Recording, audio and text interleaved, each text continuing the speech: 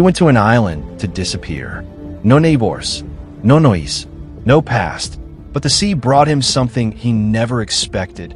A girl fighting for her life. And the moment he saved her, every man hunting her came for him too. The story follows Michael Mason, a former military operative who now lives alone on a remote Scottish island. The weather is harsh, the land is quiet, and the isolation suits him. He keeps a strict routine. Wake early, fish, repair equipment, patrol the shoreline, and avoid all unnecessary contact.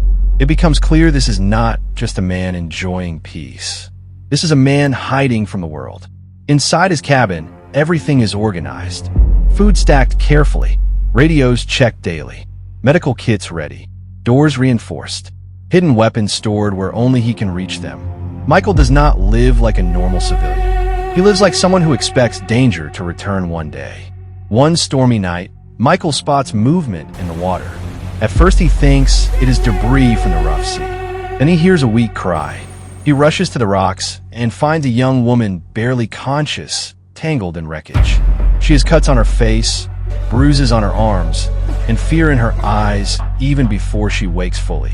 He carries her back to the cabin, treats her wounds, and waits. When she finally opens her eyes, she panics and reaches for anything she can use as a weapon. Michael calmly steps back. She asks where she is. He tells her she is safe, for now. The girl gives only one name, Anna. She refuses to explain how she ended up in the sea. But when Michael asks simple questions, her reactions reveal the truth. She is running from someone dangerous. Later that night, Michael notices lights far offshore. Boats without proper markings. They cut their engines and drift silently toward the island. He turns off every light in the cabin immediately. Anna sees the change in his face and realizes they have found her. Michael asks one question. How many? She whispers, enough. Armed men land on the shore and spread across the island in teams. They use night vision, radios, and train movement. These are not random criminals. They are professionals. Michael leads Anna through a hidden passage beneath the cabin floor and into an old storage tunnel built into the hillside.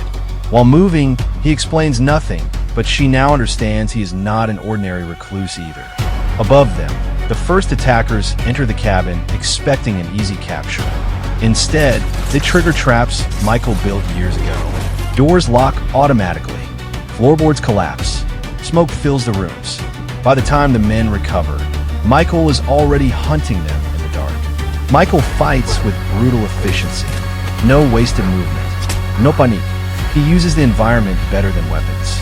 Narrow hallways, blind corners, loose beams, broken glass. Everything becomes an advantage. Anna watches in shock. The quiet man who cooked soup hours earlier now moves like a machine built for survival.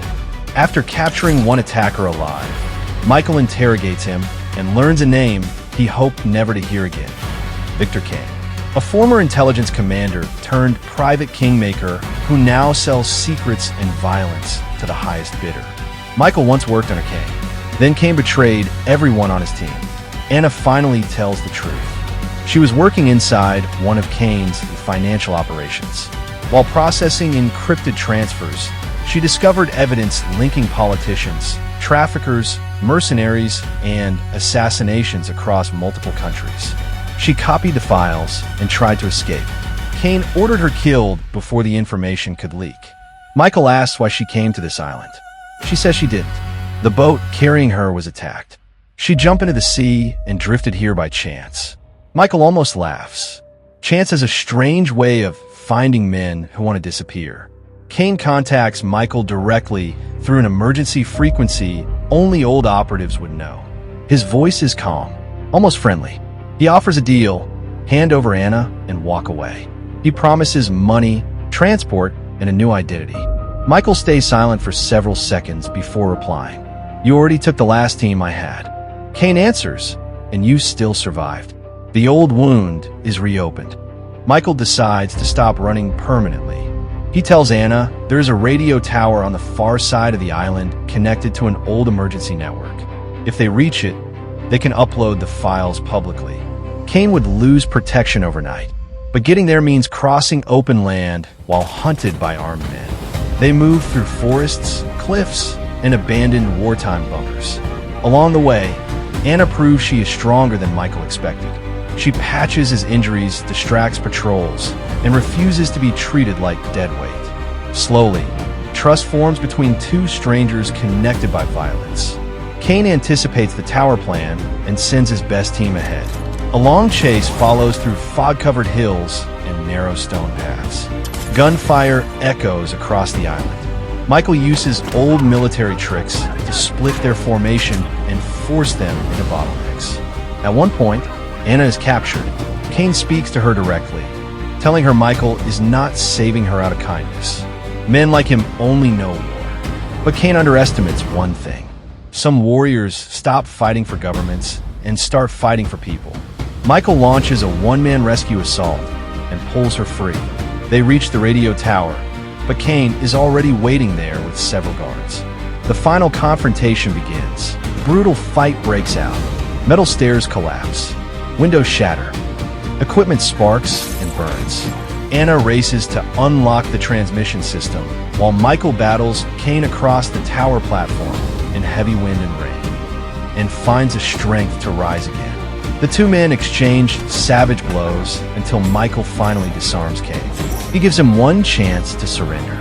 Kane attacks again. Michael ends the fight decisively. Michael stands outside the ruined cabin, looking at the sea. For years, he believed isolation was freedom. But hiding only delayed the battle he needed to fight. Anna asks what he will do next. He answers, stay visible, because sometimes the safest shelter is no shelter at all. What do you think about this video? Drop it on the comments section. And don't forget to like, share, follow, and subscribe.